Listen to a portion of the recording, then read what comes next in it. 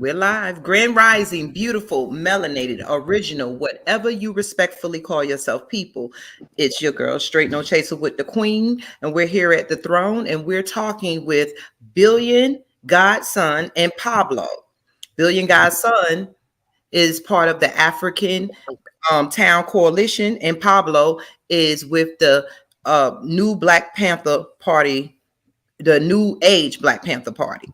Now we're bringing this to you because you know that we always talk about gentrification and the things that happen to us. Well, now we got a chance to see gentrification right before our eyes in the making. So they want to gentrify Leimert Park, Grand Rising, Brandon. So they want to gentrify Leimert Park. I want to first introduce Billion Godson. Billion Godson, can you introduce yourself and tell us what the coalition you're with?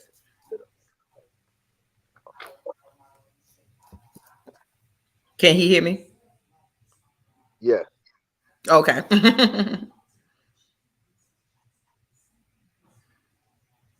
Oh, intro on you, Billion. Yeah, we get waiting for you to intro. Oh, Did my he bad. An hear intro. Yeah. Okay, my bad. I can hear you, but I couldn't really hear what you said. Yeah, my Yeah. name is Billion Godson. I'm out here in Los Angeles, what we're calling Africa Town, Los Angeles. It's an area, many as Leimert Park.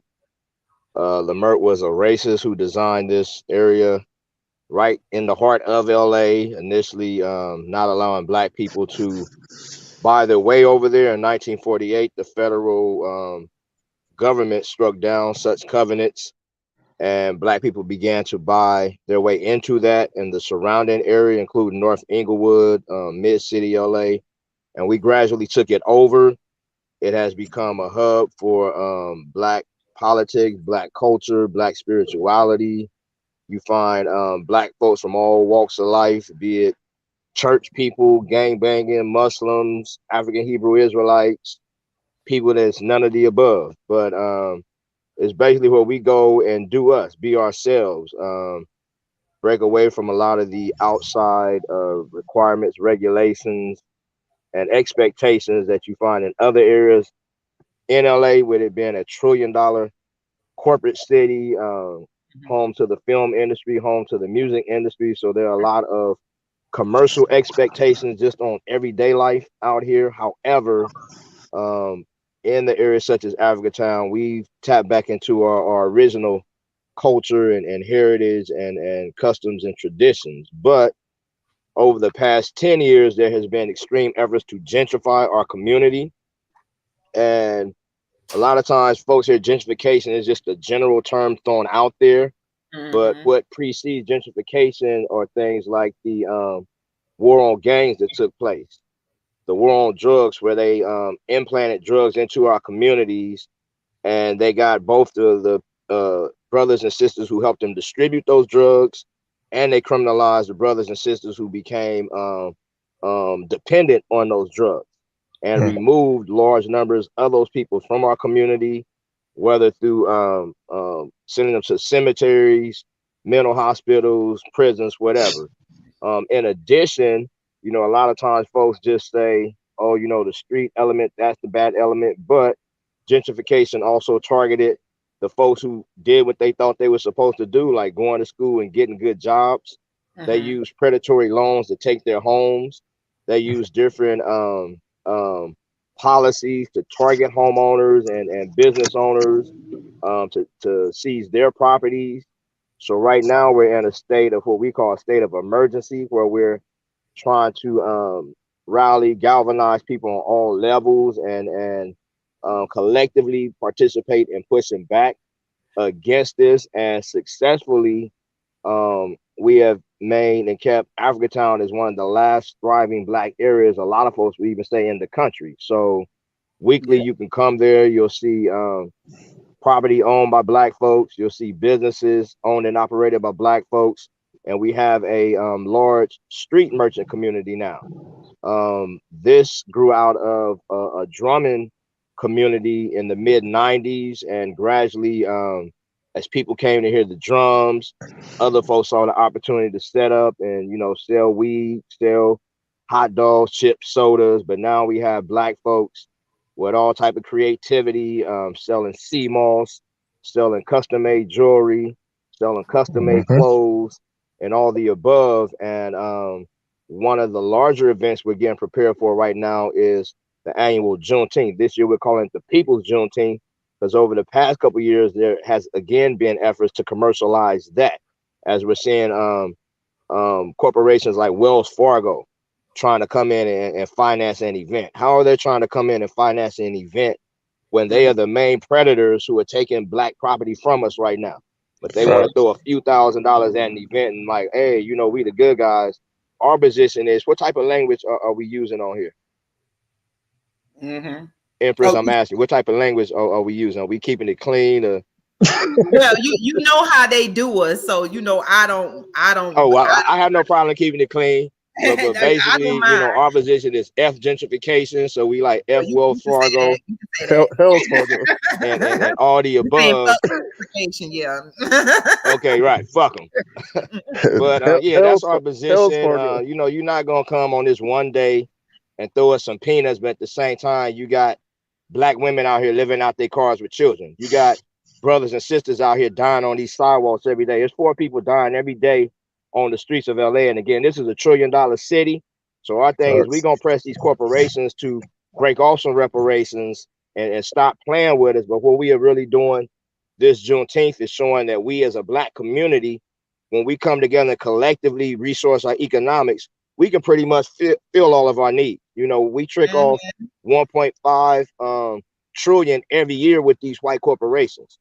If we figure out how to redirect that and support, patronize each other, then that 1.5 trillion can instantly build up communities such as you brothers and sisters are working towards, and most definitely the different African towns we are trying to build across the country. And even we got chapters in Tanzania and Senegal now. So I'm gonna shut up, fall back, and listen. No, you informing us. Hey, we need to know it. Before I go in, I want to go ahead and let Pablo say some stuff. And Pablo, introduce yourself and where you're from and what's your Yeah, it's Pablo X from the New Age Panther Party, Los Angeles. Yeah, everything Billion is saying is true. We've seen these efforts be ramped up. We're to the point where they're taking church properties now. So what's going on right now is the gentrification efforts that are going on in the Africatown area. And mind you, we have Russian property owners, we have Asian property owners. So they have basically locked us out of the real estate market. Pretty much, we have groups like Downtown Crenshaw fighting to turn that tide around. But their scheme is they've locked us out of the real estate market and they confiscate property hand over fist. And they also have the political party that controls Los Angeles on their side. They're in their pockets, so they're in bed together.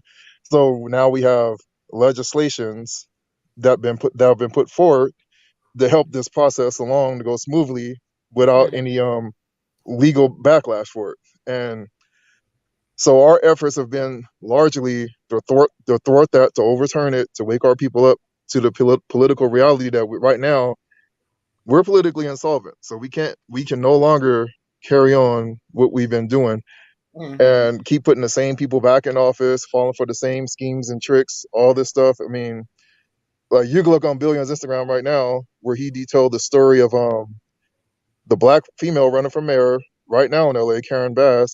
She stood silent while Professor Abdullah was yanked out of a mayoral debate on the campus of UCLA, and she had a chance to come forward right there and said nothing. So this is the toxic type of politics that we're dealing with, and we unfortunately as a people, since we violated Malcolm X's a warning about getting in bed with white liberals, this is the pot we've put ourselves in. So now what's going on in Africatown is ballooned beyond Africatown, and now we're starting to see it take place over on the east side, which is where a lot of where I do a lot of my stuff at, our work at. Compton, for example, has there is a handful of companies that are doing the gentrifying, and there's a certain number of property owners. It tends to be the same group of people and the same investment groups and all that. So Compton, for the most part, has not allowed them in, but we see that changing right now. So Compton has done things like put forward programs to help non-Black young families get housing and things like that. So to explain how they do this, they'll put these developments up in our neighborhood by one or two ways. They'll use the existing policies to confiscate homes from people, especially if it's a gang area. So they can basically come in and say, hey, this is a public nuisance because gang activity is going on here, and they could confiscate your property from you, take it right from you. They'll get you for your property tax. Or if not that, the banks will come and take the house from you. Or they'll send the scamsters to go get elderly Black people to buy them out of their homes. Or if someone passes away that's elder, they'll proposition the family like, hey, you can have ... cash right now if you give us cough up the house. So after they do this, what they'll do generally is they'll tear the house down, and they'll put up a duplex in its place, which is two houses connected together. Sometimes there'll be an apartment complex, and then the next step, they'll price them at what's called market value. And as the group Downtown Crenshaw says, when they say market value, that means not for Black people because it's priced above our median income, which is done on purpose.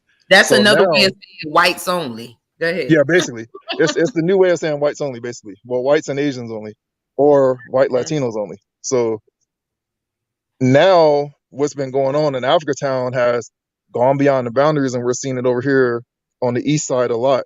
There's a movement in Compton right now pressing the Black mayor to stop the gentrification. Compton, for example, used to be, before it was the gang capital of the country, well, the murder capital of the country like Chicago is right now, Compton was the Atlanta of the country. It was the blackest city in America. So we had almost like an 80% Black rate in Compton. So now, one of the things that just happened, they bought in, one of these developers put up 50 it's a 50 house development, and they said of the 50, no, it's 57, and of the 57, only 14 of them are low income. So that's basically telling you only 14 of those properties are priced where we can get our foot in the door. But now that they've done the Black erasure, we're 6% of the total population. So what are the odds of us filling those 14 low income homes? So that's how they run the scam. So they basically use all the other stuff against us, and then they use our so-called allies against us. So like a billion has pointed out before, one of the things they've done is they have split Latinos into two different groups. I forget what the two different names were, but now they got two different groups. So now instead of it being 50-50, now we get a smaller slice of the pie because now they have two groups. So these are all the tactics that they use to railroad us with this gentrification. And so that's what we're fighting against. So it's got to be war on all fronts. Let me ask you this. I appreciate y'all. And I'm so glad to see some kings out here trying to take control of their neighborhoods, the situation, really trying to do something to help. We have a lot of people that sit at home and always telling somebody else what they should or should not be doing. Kevin Samuels went viral, and because of his death, he didn't even have a successful relationship. He died alone on top of a stranger. And my thing of saying that is that we are in so many different places that the enemy comes in and is swiping us out from the bottom up, and we're so our directions, our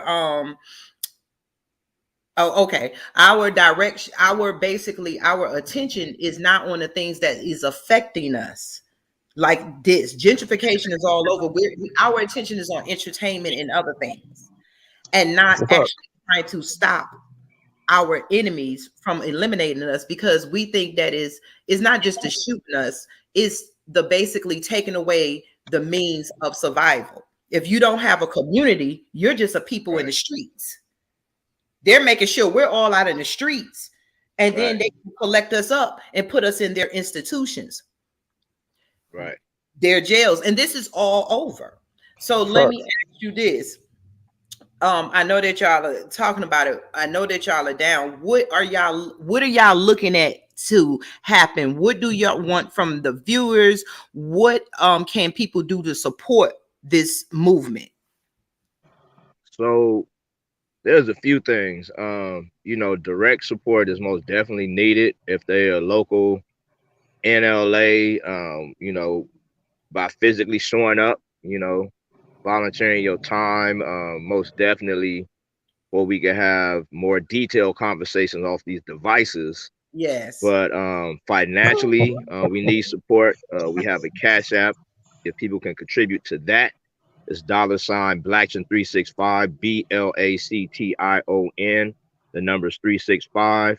But most importantly, I just try to share with everybody, if we all do what we're supposed to do from where we're at, that will help us regain some political negotiation leverage. A lot of folks have been conditioned to think, oh, this is about voting, voting, voting. But when you constantly getting two evil ass um, choices and you're told to pick the lesser of the two evils, that's what keeps us in the position we're in. But we see every time we have seized political and economic power, it's been through us collectively coming together and rising up. And we also emphasize, first and foremost, it's the ability to protect ourselves. We've Mhm. shown time and again, we got the creative talents, we got the energy, we are resourceful enough to build community. That's constantly what they want to take, the communities we build up. They put us in the desert today. By the time our kids are grown, everybody and their mama will be wanting to come to that desert. So it's Exactly. primarily being able to protect what we got. And when I say protect, there's a few things with that. A lot of times folks say, oh, we outnumbered, it would be crazy. But if you look at any war that's won, especially war against oppressed people, one, it wasn't a mass number of people that rose up. And two, it wasn't the fact that they went and they killed the majority of the people. But once they see you committed and willing enough to go do unto them as they're doing unto us, they back the fuck up. Yep. They give us our respect when they see we're at that point. That's why they constantly target our strongest and take our strongest out. So the first and most crucial part is reaching out to those, because again, gangbangers, that's our warrior class.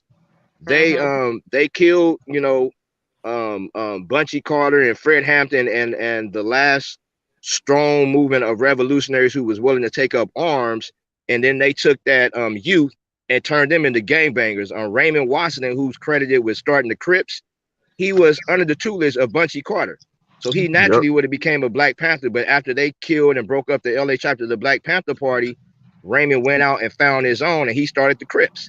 And in response to the Crips, the Bloods was started. So gang banging would have naturally been our vanguard. So it's most definitely reaching to that, whether we in LA, Chicago, Detroit, or wherever they gang banging, that's the front line. And we really have to not go preaching. And that's something else I always tell cats. It's not about going preaching to these cats. It's about, one, identifying them as family and supporting them where they're at and teaching them from where they at. And then once we get that in place, it's finding those who are capable to step into the political arena and push back against that.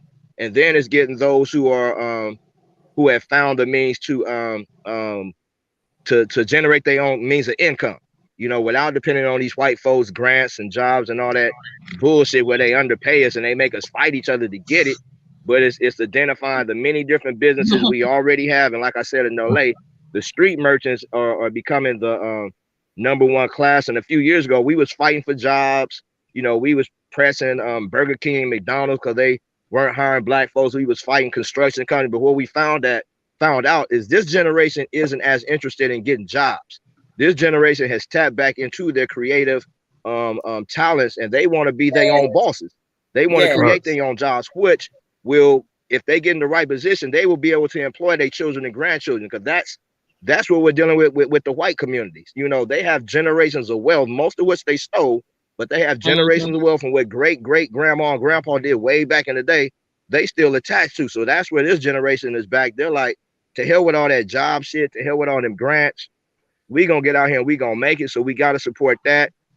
And it's putting all these pieces together and like you all are doing, building a community, identifying this is ours, and first and foremost, we establish amongst us what we're gonna do, And then we send our delegations to sit at the tables with these council people, mayors, and whoever the hell else, and let them know, look, we are a delegation of a black interest. And this is what we're saying. This community is ours. This is how we're going to do it. The taxes we're paying into your system, we need this percentage of it back for this, that, and the other. And, you know, go from there. So I'm going to set up again and listen. No, you are fine. I mean, this is for y'all, you know, for you to tell, you know, inform us, inform those that don't know, because what's happening there is happening all over. So just because we're saying Leimert Park in California, LA, it's happening in New York, it happens in Alabama, it happens in Tennessee. It's just that we don't realize it's happening, because by the time it happens, we're all kicked out the neighborhood and we wondering, dang, they raised my light bill. Dang, my rent went up. Car notes. I mean, it's ridiculous. So what we're going to have to do is really, everybody all over needs to be seeing, talking to each other, us people, dealing with this gentrification and supporting each other. Because just like BillionsunGod's son said, they're getting trillions of dollars. We're America's credit. They don't worry about what they do with their money, because they're going to get all the money that they spend and give to their kids from the black communities all over. And then you're taught to think that the black communities are broken poor. It's just like y'all said, they wait till we build up the communities, and then they come and just they create man-made crime by implementing, putting in drugs and guns, and then turn back around and say, oh, y'all got drugs and guns, so now we need to build prisons. Alabama just closed down schools. Alabama closed down schools a couple of years ago, and now they're building prisons. What is that telling y'all? If they're closing down this education and they're only building things to punish you, the whole America is corrupt. And they don't care about Leimert Park. They want us to look at LA like the gang banging city. They paint these stereotypes and make it look like there's no prosperity, when we don't even know that there's so much beautiful things going on, like with Leimert Park. Everybody is buying and selling. Okay, ma'am.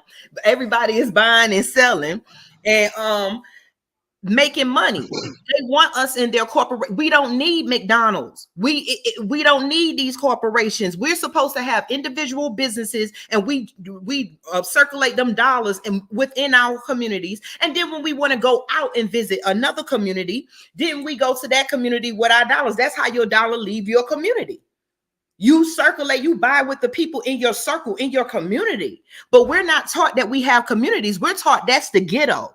Those are the streets. You know, so we need to really wake up and educate ourselves and stop worrying about Kevin Samuels. Y'all trying to get good relationships, and y'all ain't even got a good neighborhood to lay up in. Y'all sitting up here worrying about all kinds of stuff. And then the gangbangers, excuse me, y'all, if y'all out here gangbanging, what are you shooting? Why is you shooting your brother or your sister? And then one of y'all don't even own the streets that y'all on. So how is anybody we're being disrespected by the highest of the high. That is not the highest of the high of white supremacy. Let me get that straight. We're being disrespected, but as soon as your brother say something that you don't like or take a pair of shoes, we are saying our brothers and sisters' lives are not worth no more than $200 or $300. Y'all are generating. I went to Leimert Park, and if they go there, it was beautiful. I hadn't felt that way. It felt like I was walking when I lived in Bronx, New York. We used to have those type of cultures all over. What happened to them? Gentrification. I haven't been back to New York in a while. My family said I wouldn't even recognize it. They don't care about our history. We have to understand this is history. This is places where we feel comfortable. They want to destroy it so they can bring in their little bread complected pale cops so that they can create murders and get away with their white supremacy. They take us out of our homes, shut down they've been doing it. Gentrification is another way of doing what they used to do when they burned down all our towns and flooded them. Now they're coming in here legalizing to destroy our towns. And then what's so stupid is that we all believe that we white people, they're coming through there like, okay, when this is a bad town, so we're gonna have to bring in the white people. That's just saying white is right. Like they only got the answers. And we're building, we've created, we've invented everything. So I know y'all put, if you, one of y'all can type in the comment, the Cash App, that we can have people donate. And then on top of it, y'all look in the description, y'all can follow Billionaire Son and Pablo X. And most of us, I want to say this, are going to fan base. So y'all follow each other on fan base so that we can start having more conversations in private. But hi Black Mama, Black Love. What about us online? I know we can donate, and I've been reaching out to different YouTubers. So Pablo and Billionaire Son, if they reach out, I've been trying to reach out to other YouTubers where y'all can jump on and give an interview, because it's up to us to spread the word. Because y'all out there by yourself, it's like they keep us in these little huddles all over, and we're fighting the same battle, but they huddling us here, and we think we're not fighting the same battle, but we're all fighting the same battles no matter where we're at.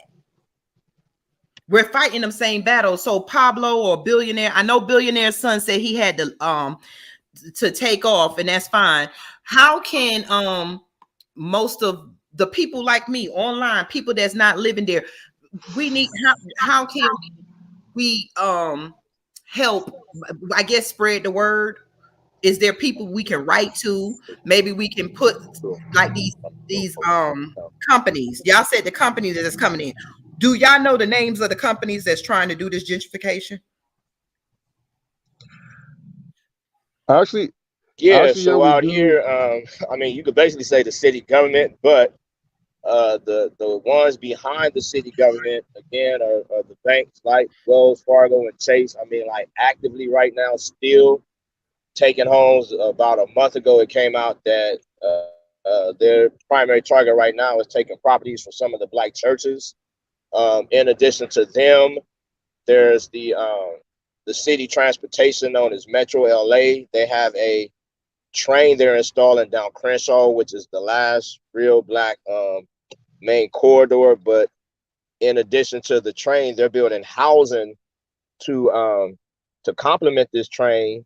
They're figuring, you know, these white students they want to bring over here would prefer to use public transportation as opposed to cars. But with the housing, it's been sold at a market rate that our people can't afford. So of the 20 housing developments from the 10 freeway to Florence, we know that's several thousand white folks about to pop up within the next couple of years. But the some of the companies building this housing are like the Watt companies. Pretty much every stop along this Metro Rail, they have a housing development that they call mixed use. On top is housing, at the bottom they have stores, but again, the housing primarily at rates that people can't afford. And then just in general, the Korean community has really been gentrifying our community. Oh yeah. I mean, really, most of the non-black communities have been gentrifying our community. If you walk into most of the businesses in our community right now, you will see more non-black faces than black faces. And we found a lot of that owned by Koreans, Armenians, and Russians now even. You know, they talk about all this war with Russians, but yet they have sold all this interest in real estate to them in our communities. And a few years ago, they finally legalized cannabis in LA. But part of the promise was that they would give the legal licenses to a lot of the black and brown folks who have been victimized in the war on drugs. However, the first year out of 100 licenses, only 6 were given to black, and the majority of the rest of them, again, were given to Koreans, Russians, and Armenians. So there's a lot of different gentrifying interests, but the primary ones are these development companies and banks. Yep.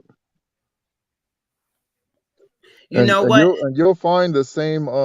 You'll find the see what you look at is a community that they've already successfully gentrified, like Black Harlem. So if you look at what they did in Black Harlem, you'll see that they don't deviate from that formula. So the same thing that was done in Black Harlem, they're doing all around the country. and they're trying to do it right here. It's the same. It might not be the same developers in every case, but it's the same formula. So looking at what happened in Black Harlem, and this is not to denigrate or put him on the spot. So, but it's to use it as an example. So if you look at Black Harlem, these are the areas where you will find, well, basically Black New York, probably the most popular individuals would probably be somebody like Sonetta. So Sonetta was real good with his information. He enlightened a lot of people, but on the back end, Sonetta forgot to connect with the warrior class.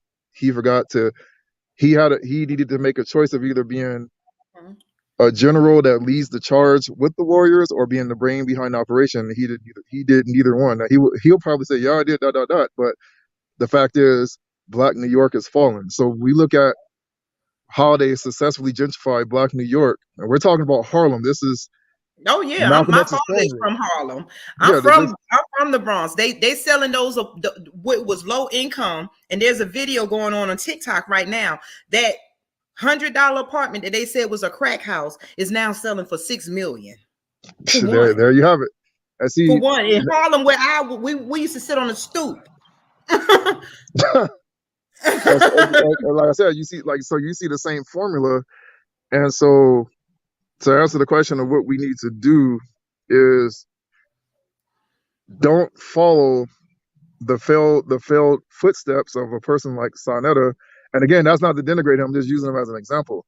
We need to come off of our pride and our star searching, because what goes on, anybody that's not involved in Black activism, once you get involved in it, you're going to find out real quick that even in Black activism with the so-called enlightened and the woke people, we still have the same deadly habits, which is we won't support or get on board with anything unless we see white access, white money, white money, and white approval.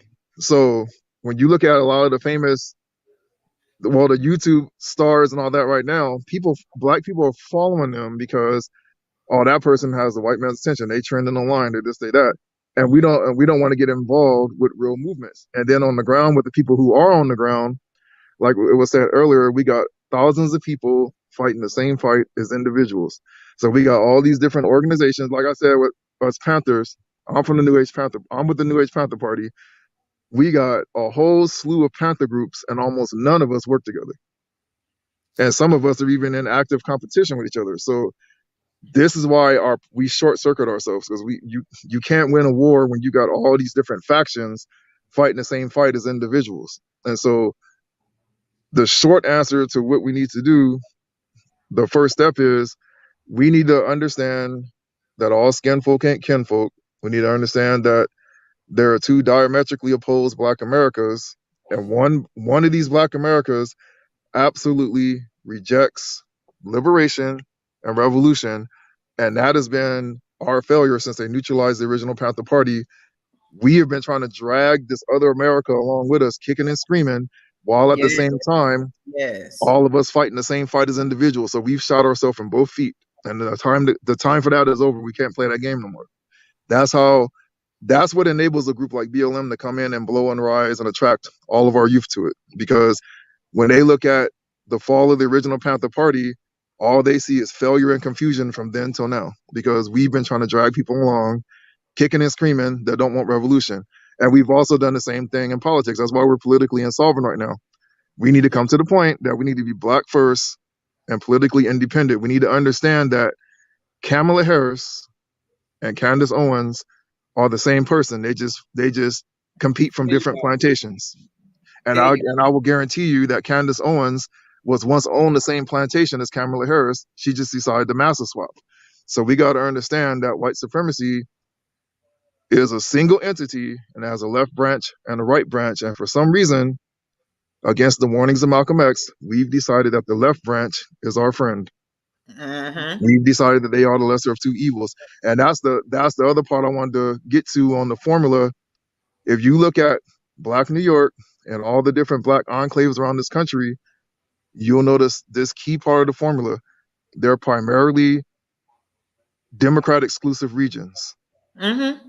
And It's not a coincidence. This is by design. So Mhm. you darn Skippy that the the white Democrat and the white Republican, they sit in those back rooms and they use this is part of their strategy. And we keep falling for that okie doke generation after generation after generation. And right now, we're in perhaps the first generation since the Panthers that has realized the okie doke. And that's why we've parted ways with the civil rights generation. We've started to get more independent because we see the scam. The only thing is, again, there's so many of us fighting the same fight as individuals. We're not organized enough to make the impact that we should have. You know what? And that's where we're at. We have to understand people, just like Pablo said, we're not organized. We have Black Panthers all over. And what are y'all fighting for if we're not together?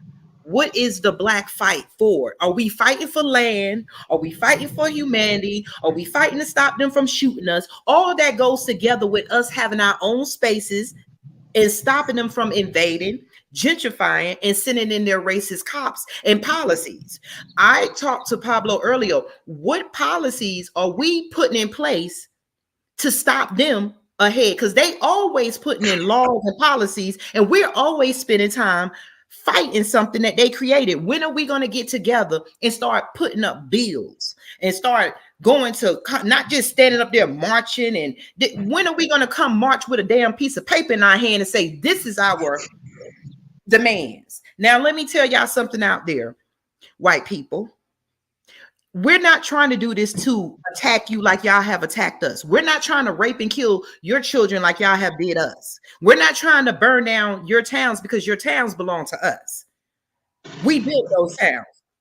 We're not hating white people. We're tired of the things that white people do to us.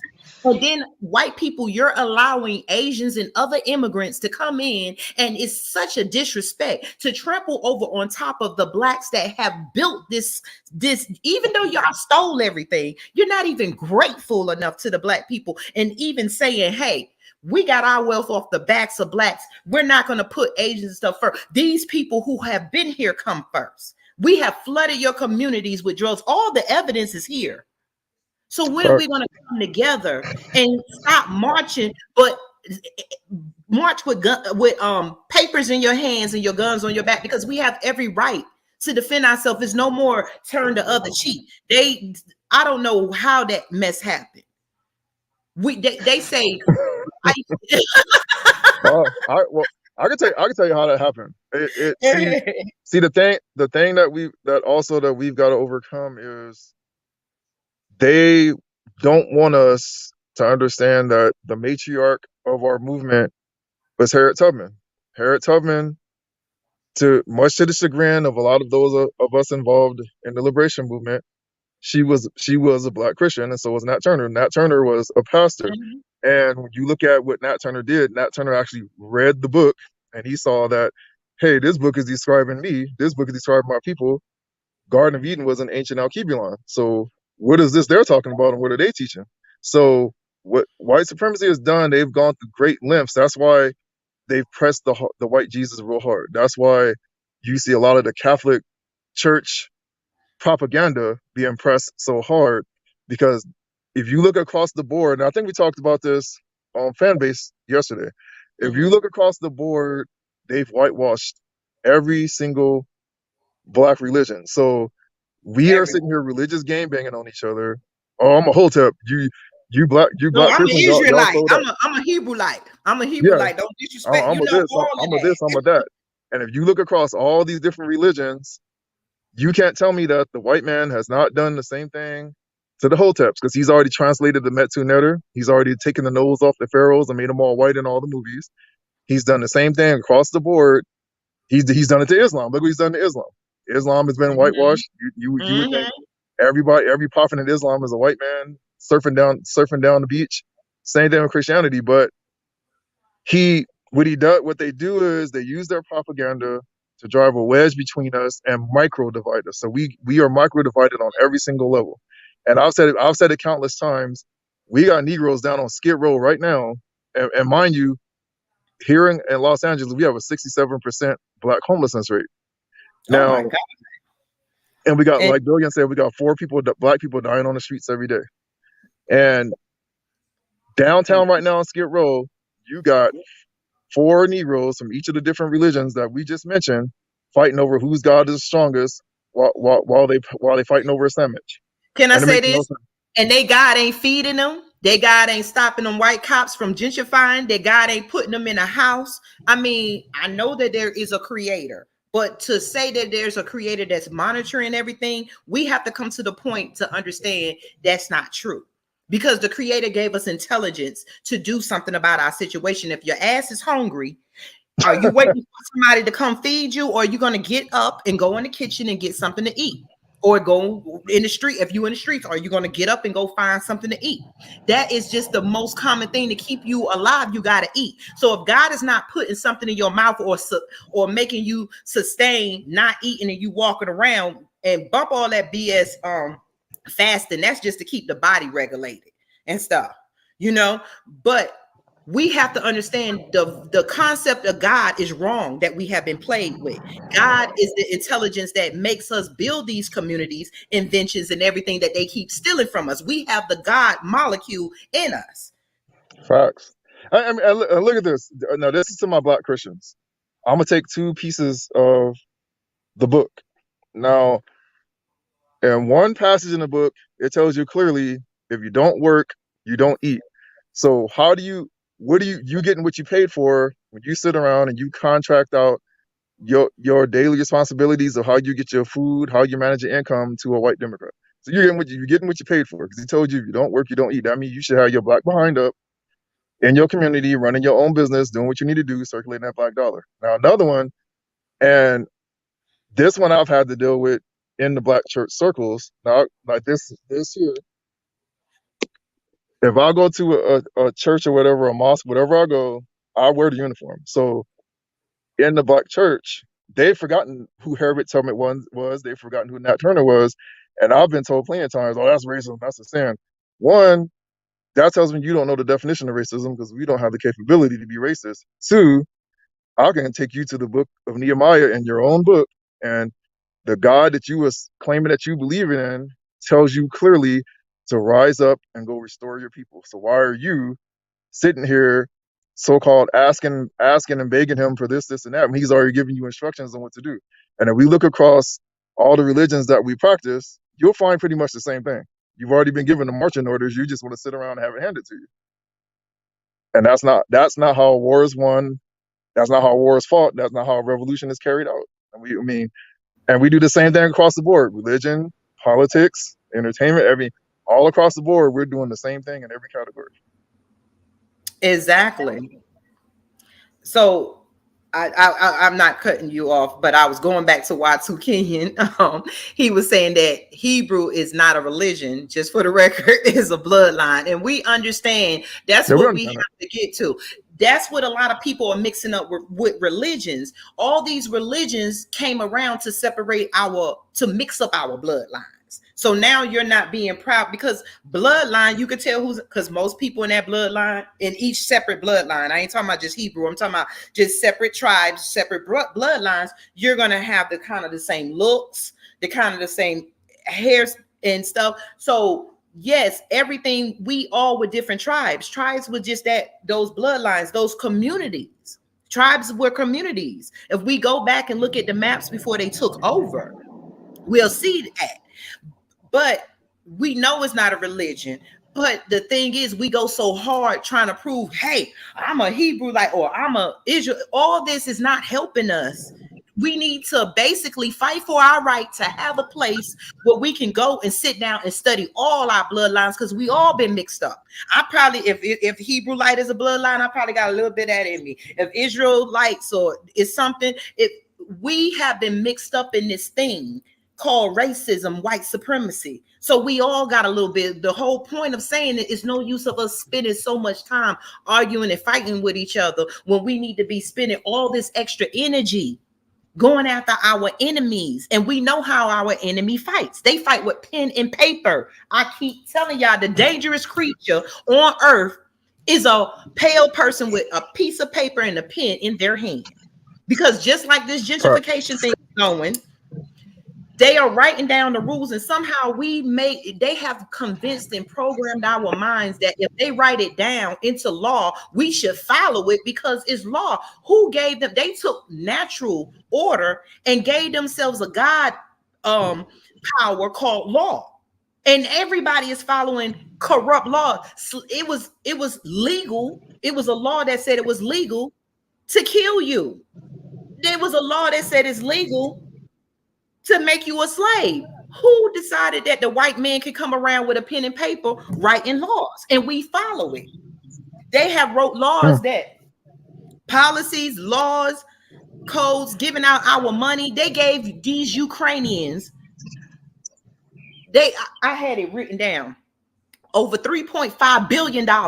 And they're gentrifying our neighborhoods that we produce goods and money and stuff out of, because they don't want us in neighborhoods being happy and producing money and taking care of ourselves. They want to create the atmosphere that blacks are uncontrollable, thugs, this and that, baby mamas, baby daddies they don't love, so that they can have a reason to put us in their prisons, so that they can pick out the ones they want to use our God complex. But they need us to tweak something, they'll have one of us in the lab, one or two of us that's going to obey their rules so they can steal everything that we create. No, to give an example of that, here's something. If you're from Los Angeles, you'll know exactly what I'm talking about. Now, like we were saying, the Hebrew brother, the Christian brother, the Nation of Islam brother, we should all be able to sit down at the table and have a peaceful conversation and handle our business as people, especially as men. We should be able to sit down at the table and do this without going back and forth. Now, here's an example of what I'm talking about here. Now, you can go to the average street corner,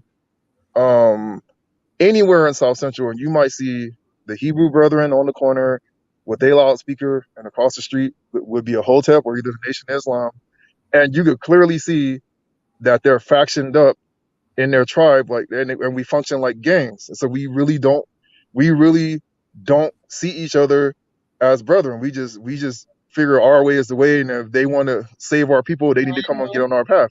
Now, when you go just 10 minutes from there and go down to the west side of downtown LA, you will find what's called the welfare office, or DPSS office out here.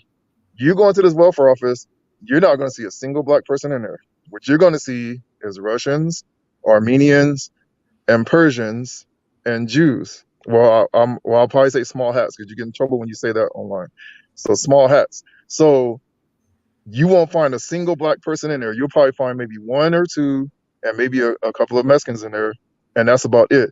And what they're doing is, and you'll find Arabs in there. So what they're doing is, especially when there's an Arab, that man is gonna have. I heard it's a mandate for them, but that man is gonna have multiple wives, and each wife's supposed to produce a certain amount of children.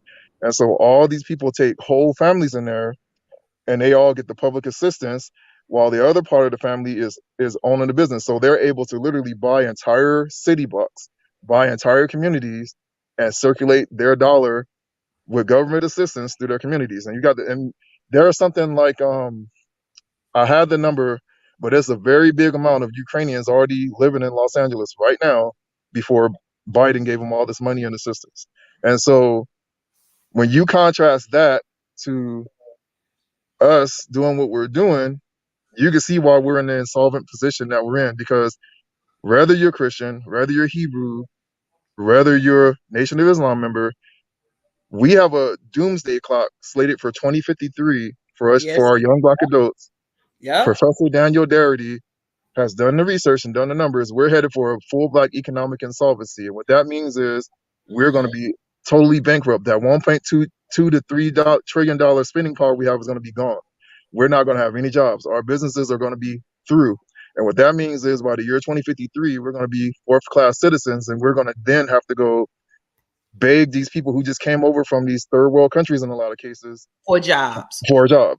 Now, if we don't act right now and and turn the tire right now, that's what we're headed for. And I don't think that arguing over the particulars of what we believe in, our gang, or this or that, I don't think none of that stuff matters when we got our literal existence on the line. Um, you are so right. It's like we don't realize because we get to walk. Do our people know in slavery, some black people, some slaves still made a little bit of money, even if it was pennies, even if they did laundry. That's where we're at now. Statistics say we don't have no more money than we did during slavery. We, at least during slavery and after slavery, we had land. We had valuable stuff.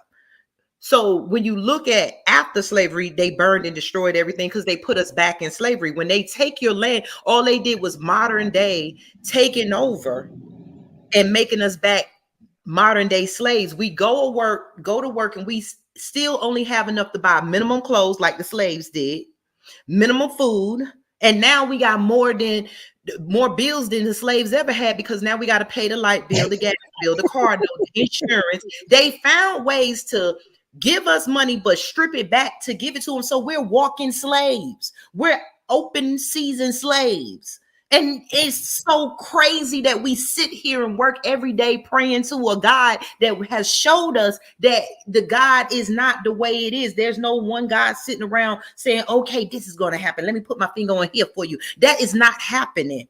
Ain't nothing going to happen till you get your black ass up and do something. And white people, because when the Black Panthers started, if you want to help, because you're benefiting. Because white people, I don't care how racist they're not. At the end of the day, they're not facing the destruction that we're facing. At the end of the day, they're not sitting in prisons and sending their family all the money that they don't have just so that their family could be eating and have clothes in prison because of marijuana, while the other white people are sitting up here open up billion-dollar companies. Come on, it's time to get together with papers in our hand and change some of these laws or force them to. We don't have. Look at that right there. Now, if I can't have a basic conversation with another brother because he is a Christian or he's running with the Hebrew faith or he's running, well, the Hebrew bloodline, as they were saying, or the Hotep or this or that, we are never going to be able to come to the table to get a black political agenda together because we're micro divided. And they know this. That's why this is why they circulate the red meat. Now, like, for example, yesterday on Fanbase, we did our political re-education Monday and we went over propaganda. And I personally know that a lot of us don't understand propaganda. So that's why we take the time out to teach things like that. So you watch without this failing, you're gonna hear at some point as we near the elections, oh, we're gonna lose everything if you don't put so and so in there. We're gonna lose this. We're gonna lose that. Well, we're gonna lose the table scraps that we're given to barely survive from Master's table if we don't put the next white supremacist in office or his black flunky in office. And we fall for the same thing over and over and over. And the reason why we fall for that is because a lot of us in the so-called woke community, you can't tell me if you know the deal with FBA, Tariq Nasheed, Umar, ADOS, all these different groups who did all this hooting and hollering for reparations, no black agenda, no vote. Somebody lying to me when I see those high numbers that Joe Biden got for the black turnout. Somebody's lying, and I said it. I was involved in ADOS. I was hard in the paint with it. I was pushing for their organization darn near more than our organization because I believe in the reparations cause. I'm sitting here. I want y'all to look up Norris Shelton. He started DOS, the Descendants of Slaves. He's an 80-something-year-old man. ADOS stole that from them. We have so many black groups instead of getting with the group that's already doing something. Y'all don't want freedom. Y'all want to live like the white man. Y'all want to live like the white woman. Y'all are trying to get money, not to build communities to see something safe and do something. Y'all are not trying to get good paying jobs so that you could pool your money together and buy land. Y'all are trying to live like your oppressor. Long as you don't feel the whips, you okay, like the other slaves. Some of us are being whipped on posts, and some of y'all are just sitting in the house with masks. So long as you ain't got to feel the heat, you just got to keep on being like Candace Owens and them. Enough is enough. Black Mama just said it. We're going to have to start cutting off family members because right now we ain't got time to drag these dead bodies with us. They're saying, no, Mass ain't that mean. Mass ain't did this much to us. I ain't got time for that. You stay behind right there. Because sitting here at that last election, Master Joe, he doesn't put the boot all the way down on your neck, but Master Trump, he might choke you out with his boot. No other ethnic group is functioning like this. I'm sorry. You would not find when you go into And I do it. I do research on different cultures because I like to get deep in my strategy. We When supposed to I go to study our these, enemy, not studying religions. We supposed to be studying our enemy, seeing how they got us where we at. Go ahead. that's war. And when I look at all these other different groups, a lot of people thought before I got banned on Facebook, this is one that I didn't bring up on Fanbase on yesterday. Now, I have a friend who came over from India, and he's a restaurant owner, and he opened up a restaurant out here in Artesia, California. Now, mind you, Artesia, California is basically a white and Asian district predominantly. And he came over here and a couple other people came over. He opened up this restaurant, and within 5 years, they were able to literally get Little India right in the heart of the city of Artesia, California. So now they got their own banks, they got their own mall, they got people in elected office, they got their own officers, they have everything. And when you compare that to Black LA, we are struggling just to get Africatown deemed Africatown. We're trying to get the name changed from Leimert Park to Africatown because when you look at the city ordinances and how local politics works, it's financially beneficial for you to have your little India, your little Bangladesh, your little Ukraine, all these little places because the government backs these places and you get certain tax incentives for your businesses in here. So it's beneficial to you as a people to establish it. And that's why the city of LA is fighting us hard on changing Leimert Park to Africatown.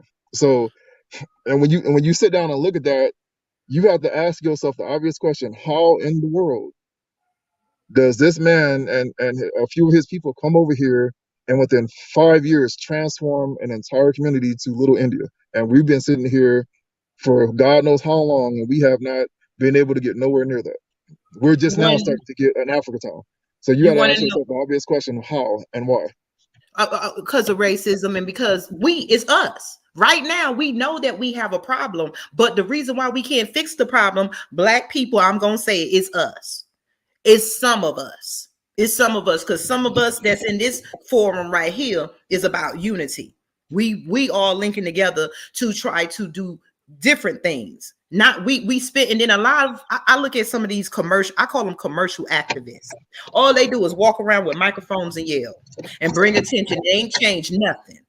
Ain't changed a damn thing. And I'm gonna say it to y'all Black mamas out there. Do not wait until your son is in prison or murdered or something and think I'm finna say his or her name. If you not sitting up here trying to do something about the situation, we got to put our money together and build the communities. I see that Rima said, I'm in Fort Hood, Texas, 2 large bedrooms right now, 600, now surrounded by Black soldiers, most on coal. We got to start our communities that they call the ghetto. They want it to look bad. Y'all sit around the ghetto, throw the stuff on the ground because y'all think another worker, y'all got the mind of your oppressor, but you ain't got the ability and the resources behind it. The oppressor throws things down because he's used to having slaves. You are the slave. So why are you throwing and littering in your communities and stuff? Those are your communities. Start buying the buildings. You know you can buy the projects, right? We need to be pooling our money together so that we can control our situation. And when we control the situation, we control the rent. We control who comes in and everything. So we need to be having good jobs, getting money to buy stuff. Do not invite me to a damn party so that you can go up here and drink and party. You know, a lot of us like to party. We'll go to a party before we go to That plantation jubilee. Don't come around me with your red bottoms, your Michael Kors, and all that, because that just shows me that could have been a building. When I see a whole bunch of Black people together in the club with all these designer labels, I said, look at our community. That shirt right there could have put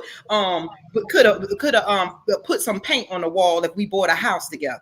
The thing is, we don't know group economics. So we're going to have to learn it. So we're going to wrap this up. We're going to keep having more conversations. Come follow us on Fanbase, like and share. You go on my fan base and go on my go to my friend list and follow everybody, because I'm following whoever I follow, you follow. And then go on, you're going to see Pablo and Billion Guy's son. And then we start following each other so we can keep these conversations going. So we're going to wrap this up, and I appreciate everybody from tuning in and looking, spread the word, share the word, learn about the gentrification that's going on or has went on in your community. It's time. We have a lot of learning. I know it's uncomfortable, but it's a lot of reading and studying because they have kept us way behind. You're not dumb. You're not slow. You just have been left behind. Understand, you have been programmed not to receive information. You have been programmed to, when change comes, you don't know what it means. So you just stay with the same old, same old. But before I leave out, Pablo, I'm gonna let you have the last words. I want to close with this. I want to leave everybody with something that we can do. Anybody knows me know I'm about that action, I'm about that solution. So I'm gonna leave you with something that we can do. Go to the housing authority in your districts, in your state, because I know California has it and New York has it. A Black elder told me a couple of years ago, and this is true, that you can literally use your housing voucher to finance a house. You can rent to own an actual house. You So right. look up that in your district, and that's something that we can organize on. I don't care what you believe in and all that. That's something that we can organize on as a group. Simply just look that up.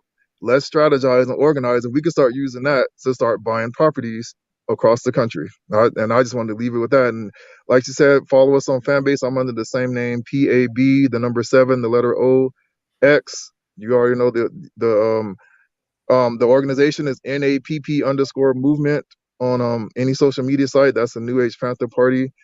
We got multiple chapters. If you're interested in starting a chapter, let's get it in. Let's do this. Yeah, let's do this. I appreciate that, Pablo. Peace. Black Power, B1, FBA, all of us, Hebrewites, gangsters, Crips, whatever you are. When you take off your clothes, your title don't follow you over your head. We all the same people and we all in the same struggle. So be blessed. Power.